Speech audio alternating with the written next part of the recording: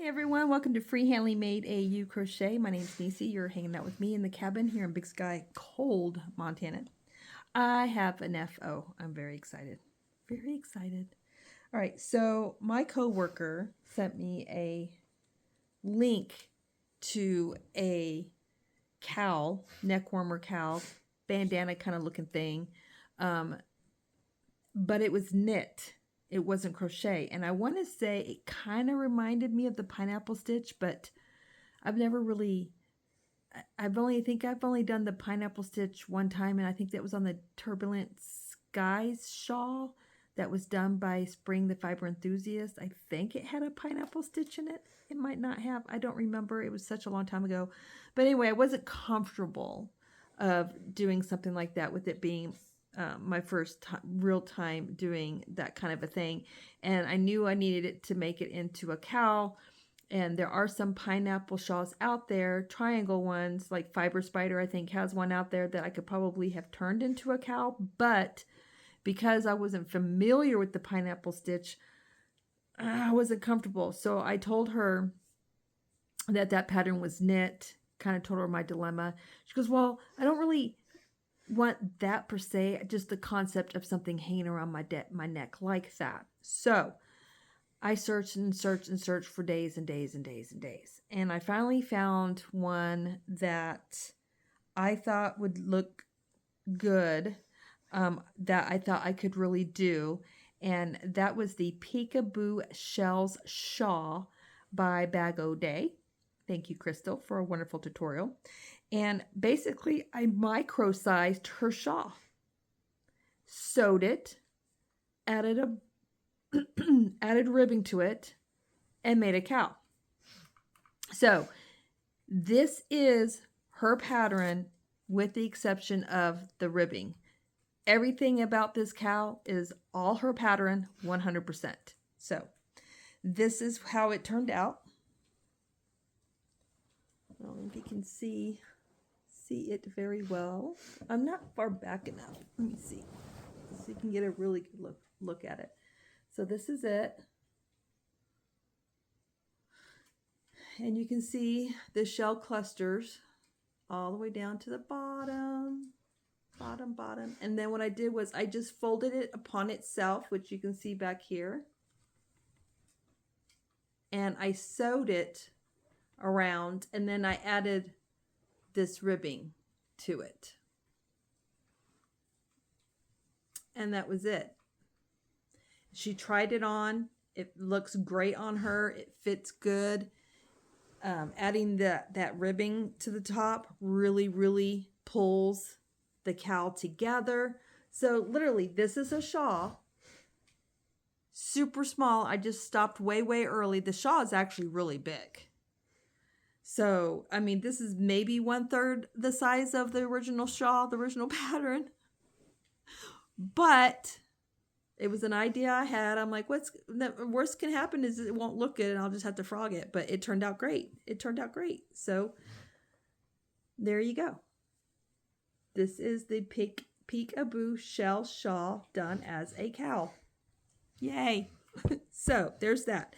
Then I had to figure out, I had so much yarn, and I still have yarn left. This is a 4-weight, is Hobby Lobby yarn in the color charcoal, but I want to say it's that bee yarn. What's it called? I can't think of the name of it right now. Soft and Sleek. Anyway, I can't find this color in the store anymore. So I'm glad I had plenty of yarn left, because I thought, you know, what if I run out of yarn? And I went into the store just to see if they had this color. They don't anymore. They don't have this color anymore in the Soft and Sleek. Yarn Bee. This is Yarn Bee yarn. 4-weight.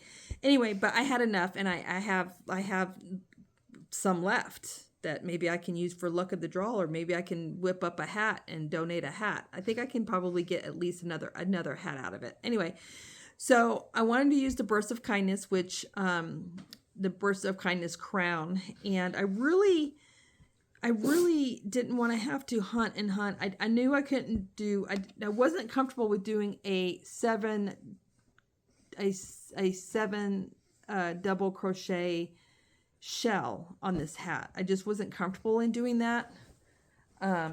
But I do remember that one of the very first Bursts of Kindness beanies as a whole that Sanita did, she did her crown and then she did a sedge stitch for the body. And I'm like, I bet you that would look okay. It won't match completely, but I think it'll still look okay. So this is Sanita's hat. This is her pattern all the way from top to bottom. There's your Bursts of Kindness. There's the sedge stitch. I did this ribbing so it would match the cowl. So as you can see, it doesn't match really completely, but I still think it looks good together. And my coworker loves it. So that's all that's important. And that's it. That's it. So, oh, that was the back. I showed you the back. Yeah, the front's better. So there you go. So that's my finished object. Is a cowl and beanie set, and my coworker is so excited because I will bring it back. I had it unfinished when I had her try it on today with a stitch marker holding it together and fastening it together, just in case I had to frog. Because when I was first making this, I thought, man, this might be too small. But then I tried it on my own head. I'm like, well, it fits my head, so it probably fit her head. And I was just crossing all my fingers and toes, and thank goodness it fit. So then I brought it back home and I finished it off. That's where I finished it off at.